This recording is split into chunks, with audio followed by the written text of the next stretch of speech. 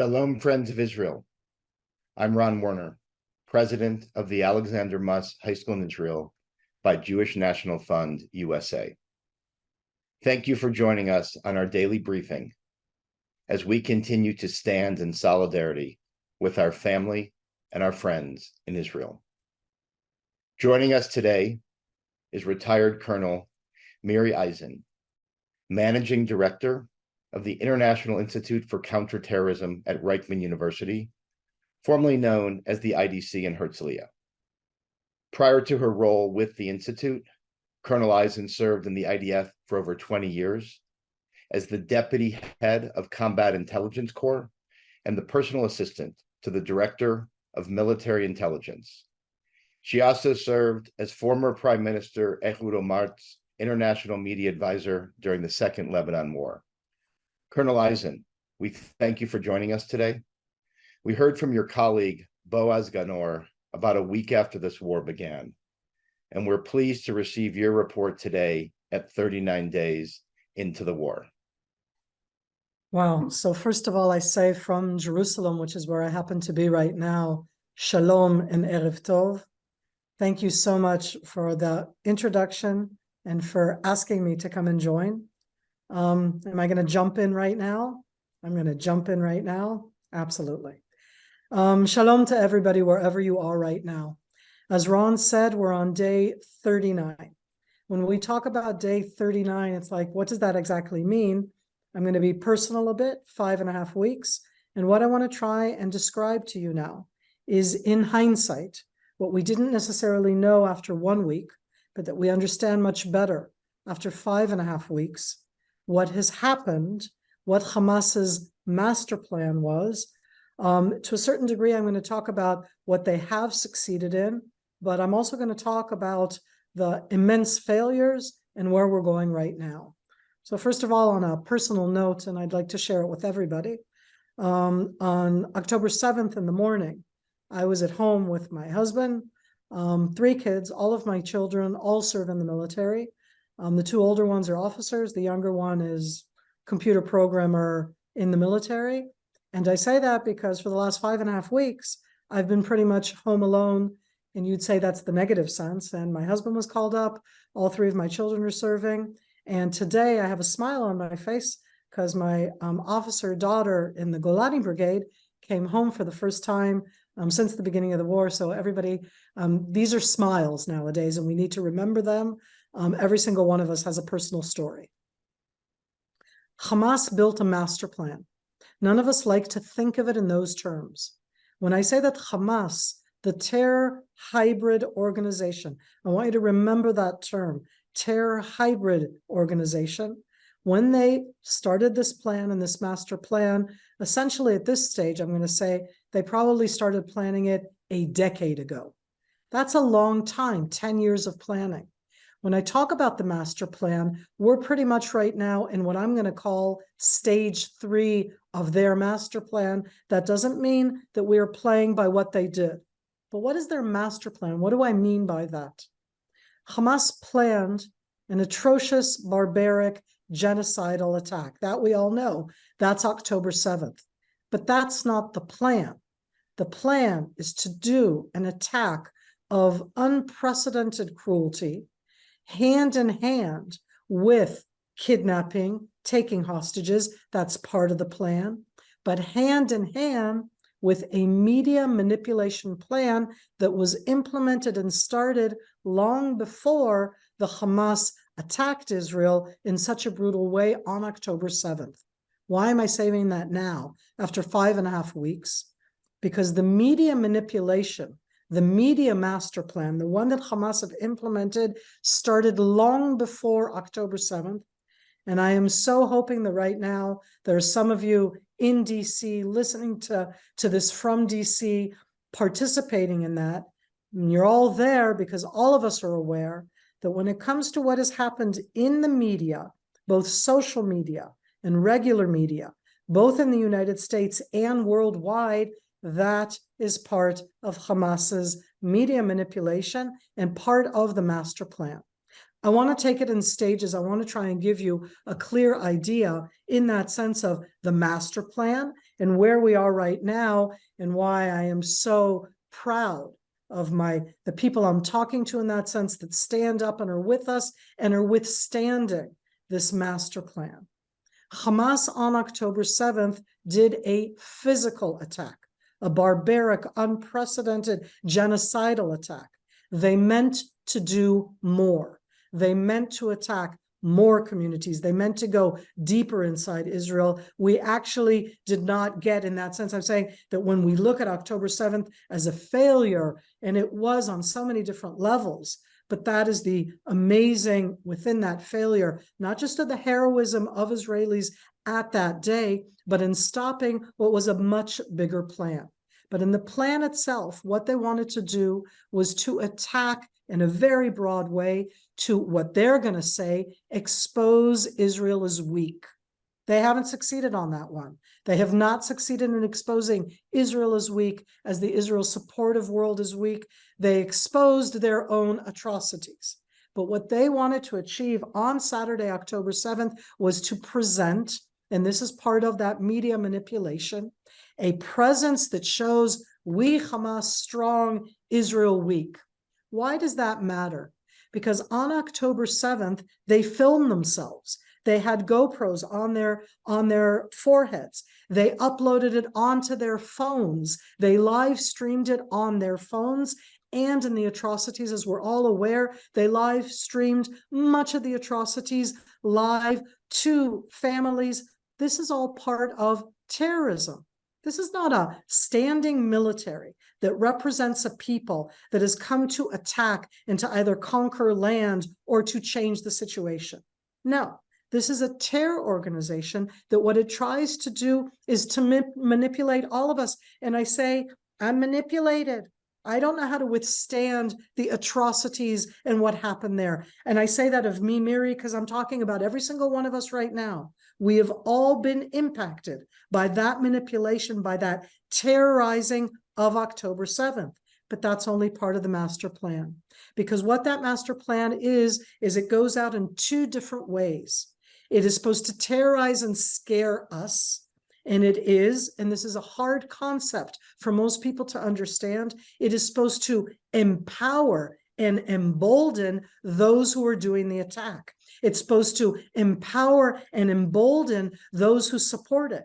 So they uploaded a view which showed Israel is weak, and look at what we can do. But this is based on decades of presenting a dehumanized Israel, a delegitimate Israel. All of us know that. I'm talking to an audience that for years we've all followed the challenges of delegitimizing Israel. But here what we're talking about is beyond that, dehumanizing Israel. When I do that in that sense, when I talk about that dehumanizing, how in the world did we not understand that they were doing this? I'm not giving this at all as an excuse, but I want you to be aware. Us people who are terror experts, those who are following these things, those who understood that there's a plan and they want to attack and that they want to present all sorts of different things, none of us, I know literally, none of us thought of these atrocities. None of us, and I'm going to say it's because we're human. And the dehumanizing aspect of a terror organization that dehumanizes the other side so that they can do these kind of attacks because they don't think that we're human at all is one of the gaps that I'm going to stand strong where we are right now. I'm not proud that we were absolutely wrong, the horrifying things that happened. But the fact that we're actually, because what it means right now for me as somebody in this arena is that I have to think like a terrorist. Can you imagine what that means to be able to think up a plan like this and to think that they'll implement it and that they actually didn't implement everything that they meant to? The second stage of their plan is not just to empower and embolden, as I said before, it has been, and you're all living that right now, absolute denial. What they have done pretty much from October 8th is that they not only deny the atrocities that happened on October 7th, but they removed, as far as they could in their own control, they removed all of what had been uploaded on October 7th so that we, Israel, We, the supporters of Israel, have to prove that the atrocities of October 7th happened. I'm saying this to all of you because you all know what I'm talking about. You're all going, we have to prove it. That was part of the master plan. The first stage, embolden and empower. The second stage is denial. This is the same equivalent. It can never be the same as that, but it is the same equivalent of Shoah denial, meaning it didn't happen. Prove it. It didn't happen. And each of us are sitting here and going, are you kidding me? We still have the remnants of the bodies. We haven't even managed to identify all the bodies. This is part of the master plan. That's part of the terrorizing. It's to make us doubt ourselves. How can we doubt it? It means that we have to be the ones who present and show to the world the atrocities. To be clear to all of us, when I, Miri, show the atrocities or talk about them, I'm not making friends. I may be finding people who will sympathize, but it is very difficult when you're the ones who are presenting the hardcore terrorism because they've tried to erase it. It is a double-edged sword, and it is part of the master plan. But there's a third stage. And we're in the third stage of their master plan, which is what they played into. First, attack and make everybody think that Israel is weak. We're not weak. Second, deny. Worked for the Nazis is going to work for them. It's working up to a certain degree because we're trying to prove it in that sense. But that's about the October 7th attack. Because the third stage is one that we see repeatedly, and it is based on many years of the delegitimizing of Israel, meaning what they have tried to do in a very clear-cut way is, for them, the hostages are a bargaining chip and defense. And the 2.2, almost 2.3 million people who live in the Gaza Strip are their defense. What does that mean? It means Hamas is both part of the Gaza Strip, came out of the Gaza Strip, is part of the people who live there. And a lot of people are like, so they're all to blame. They're not all to blame. I'll be nice right now. I don't know exact numbers, okay? But half of the people in the Gaza Strip do not support Hamas. That's already over 1 million people. I don't even know to tell you that the other half do support Hamas. Hamas is a terror organization. It most definitely has strong support, both in the Gaza Strip and in the West Bank and beyond. But it isn't all of the people. And Hamas build on that in their master plan as a terror organization in the third stage. They built, over the last decade, systematically and clearly, both a defense system which is built above ground and below ground. Let's talk about those two different aspects because that's absolutely part of what we're living through right now. The underground is only for Hamas terrorists.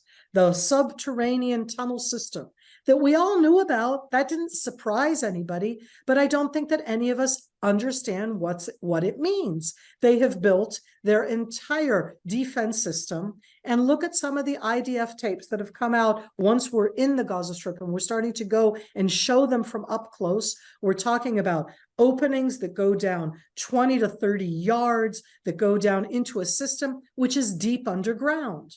That's underground. What do you put into the underground system? The terrorists themselves, who can travel underground on motorcycles, on small ATVs, underground. They don't have to be above ground. Why not above ground? Because the Israeli Defense Forces will target them.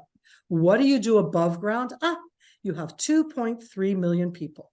You build into the very crowded, it is one of the most crowded urban areas in the world. And you build into that urban area in a very systematic way. You build outposts, but these aren't military outposts. It's terrorists. What does it mean, an outpost? The window of an apartment in a 10-story building has the anti-tank launcher.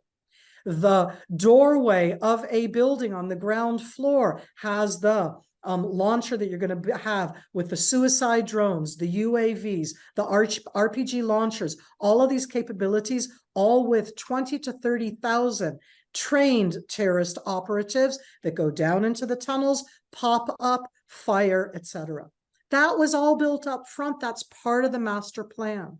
As they've said in their own voices, they can take as many shaheeds for them as they're going to put it. They have no problem they don't have no problem, by the way. They're not suicidal, but they have no problem to sacrifice, because the sacrifice of the citizens, of those people who live, citizens, the people who live above ground, who don't want to die, the fact that they're hiding behind them, that sacrifice is the one which is putting immense pressure on Israel. We have to prove that they did the attack of October 7th. And we have to prove to the world that what we're doing is moral, ethical, let alone legal. I want to be clear to all of you. It is so legal, it's ridiculous. We are so much more legal than any other country. We look within the rules of law, and there are rules and legal elements of law. We're a military. We abide by the rules. Who doesn't care about the rules of law? A terror organization. But what has happened is, in that media manipulation, where the bulk of the world don't understand what is a military, how a military practices, what we do, how we do targeting, what we're allowed and not allowed to do. Remember my daughter who came home? I need her to be able to look in the mirror tomorrow morning and to know that she has a pure heart and a moral heart. I need every single soldier in Israel to know that afterwards they have to live with the decisions that they make. We never target civilians, but you're targeting terrorists, and those terrorists use the civilians as their defense. And I've said all of this without talking about the hostages. When we look at tomorrow morning, and I'm saying this not tomorrow morning, what day is today? I've lost my sense of time, Wednesday. But when we're talking about this day in, day out with all of us, Hamas's media manipulation has had an enormous impact. 500,000 people were out on the streets of London on Sunday. It breaks my heart. I look at that media manipulation, and it is not something that you can just go past and say, how do they not understand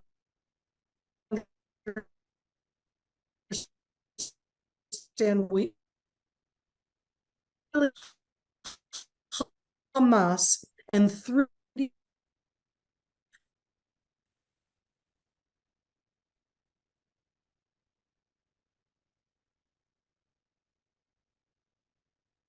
We're having a little technical their issue. I victims heard. of Hamas.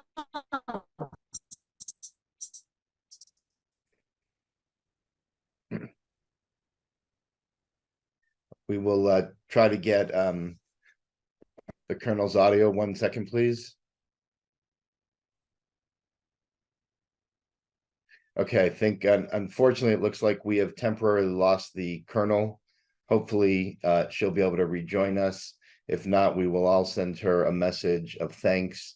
Her update was really special, very impactful, realistic, and clearly personal when you hear her speaking about the care of her daughter, and not just the care for her daughter's safety, but for her daughter's soul and the soul of all Israelis and the IDF.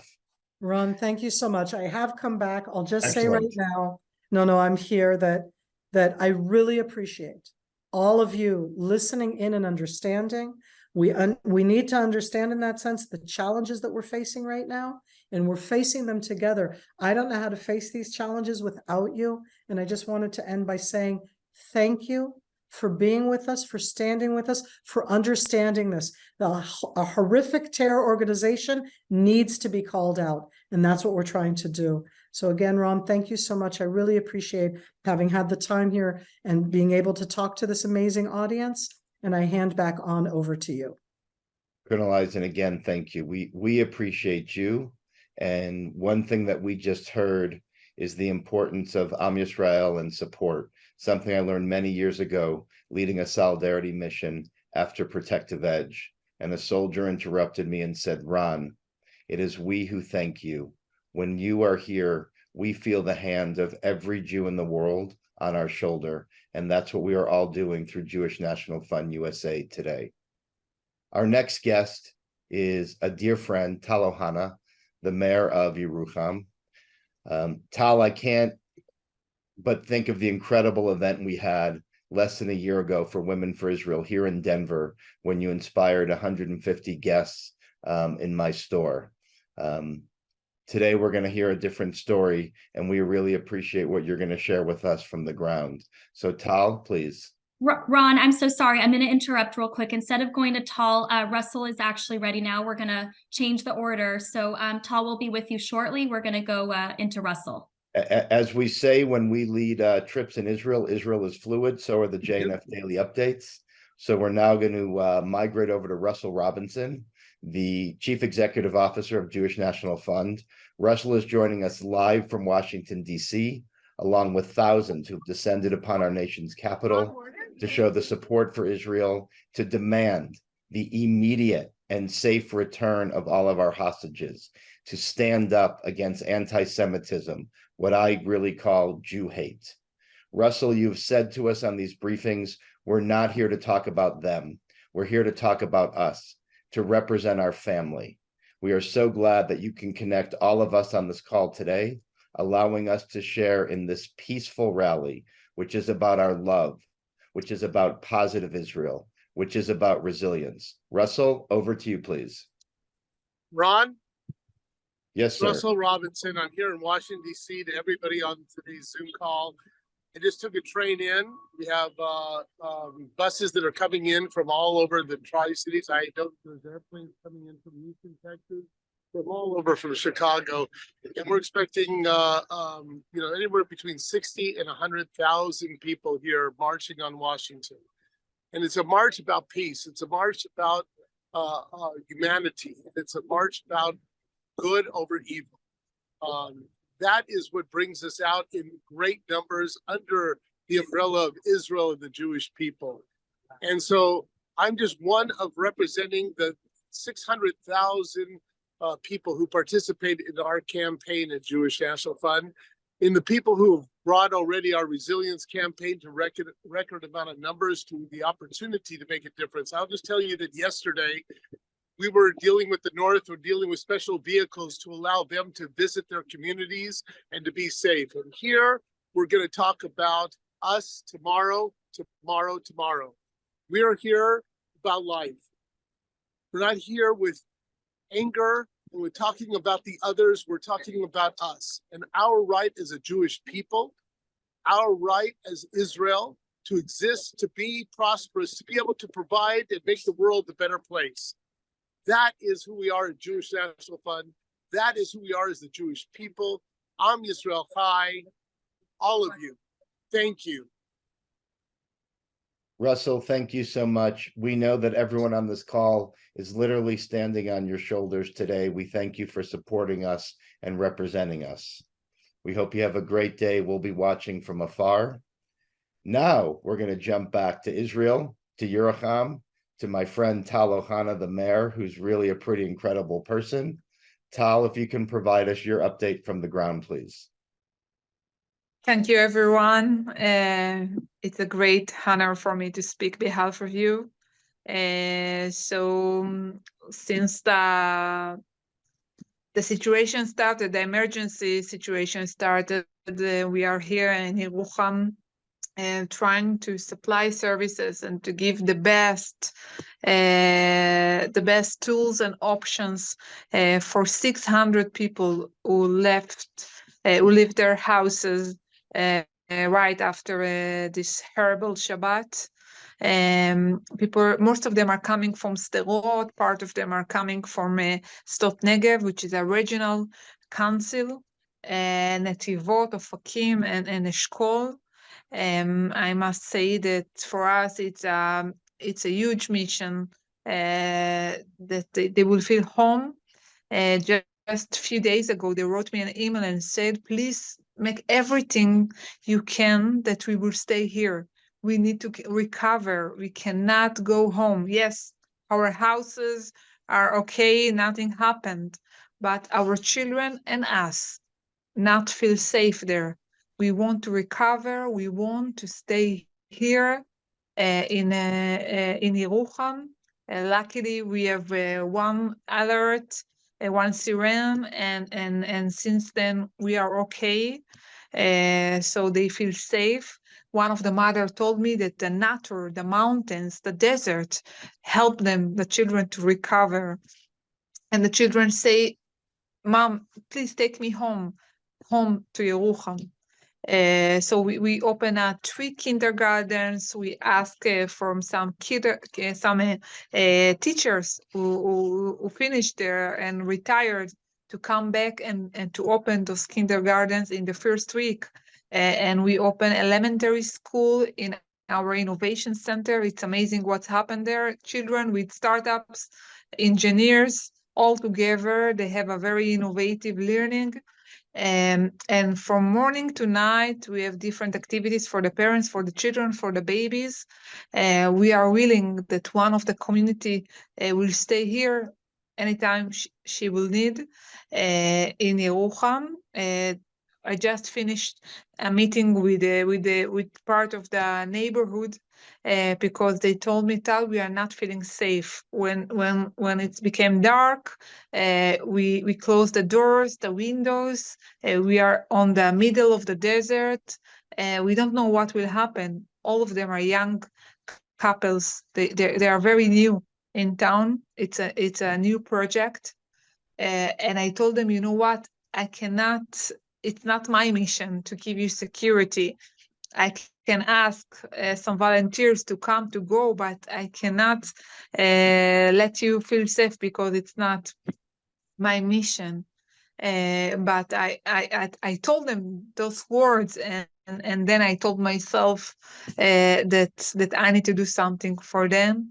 I have about 400 people that left to the army the first day. So their families, their babies, their women are alone. So we invest a lot of money now in order to create a security infrastructure. We never have dealt with those issues, but we don't know what can happen. Let's be honest, we are in the desert, in the Negev, we are surrounded with Bedouin, we love them, we support them, but we cannot know if someone will see Al Jazeera at night and will decide to do something and come here. So I don't know what is going to be. And as a mayor, I must do everything I can that my people will feel safe. Personally, I can tell you that in this Shabbat, I supposed to be in Prigan. Prigan is 5 kilometers from Gaza. This is the place where my husband's family is living. And God saved me. And I didn't went finally to do the holiday there. And in the morning, when my cousin is coming to my house and wake me up and say, something is happening in Beersheba, go to the shelter, let's see what's happening. We are religious, so we didn't know anything. I taking my baby into the shelter, and my husband is opening his phone and he is hearing that in the house of his family, there are terrorists inside the house. And he asked me, Tal, please call to the army, do something. I said, what are you talking about? Which terrorists are in your village? I refused to believe. And I went out to open all the shelter in town. So it was not easy day for me, but thanks God we are safe. We are okay. My baby is okay. And I'm trying, to do my best for those family who left their houses and came here.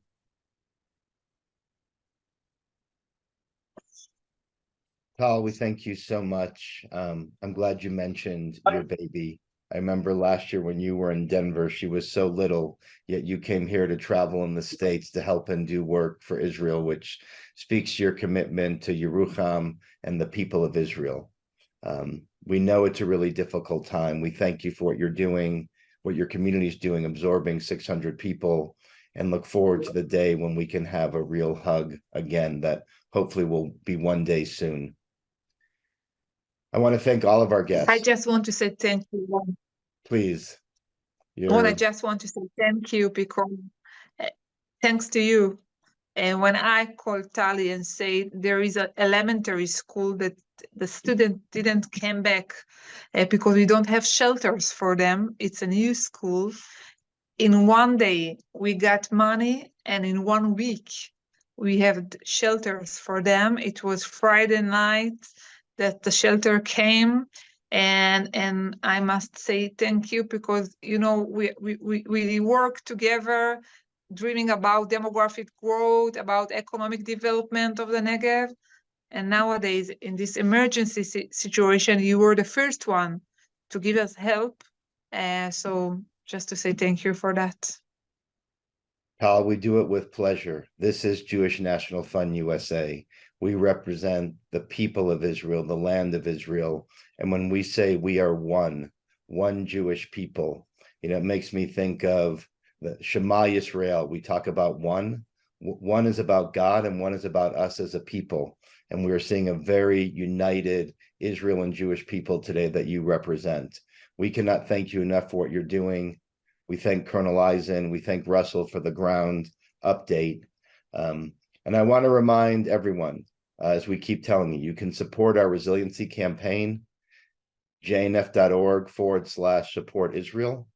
You can send packages to soldiers or evacuated families, at the same time supporting businesses in the Galilee and the Negev through visit jnf.org/shopping. You can join us coming up soon as a volunteer on a volunteer trip to Israel. This is jnf.org volunteer IL. We're running 4-day working trips. This means this is not a solidarity mission. We're going to go fight against food insecurity and work in the fields with Hashomer HaHadash. We're going to help support needs with the army, and we're going to visit evacuee families. By the way, I registered yesterday. Join me. I'll be there on the trip starting December 17th. And as president of JNF USA's Alexander Muss High School in Israel, I daily preach the importance of Zionist education. Today, we are seeing that education is a bigger priority than ever. It's a priority for all of us. It's a priority for Jewish National Fund USA. We encourage all of you to take advantage of our new virtual learning lessons. These are courses that are free to alumni of AMHSI. They're $18 for everyone else. jnf.org/creating borders. You finally have the experience to learn what we call Muss Magic. The same experiences that our students have in Israel, you can have from the classroom, jnf.org/creating borders. I remind everyone our conference is in a couple weeks in Denver. If you haven't signed up, please do so. By the way, I'm in Denver. It's sunny and beautiful here. I'm promising you good weather. And with that, I'll sign off until tomorrow's briefing at 12 noon Eastern, 9 a.m. Pacific. Tomorrow, we're joined by Lucia Harish, the amazing Arab-Israeli journalist, Nisan Ben-Hamo, the mayor of Arad, and Hani Arnon from the Arava International Center for Agricultural Training. Thank you for joining us today. I'm Ron Werner, a proud Zionist. Am Yisrael Chai.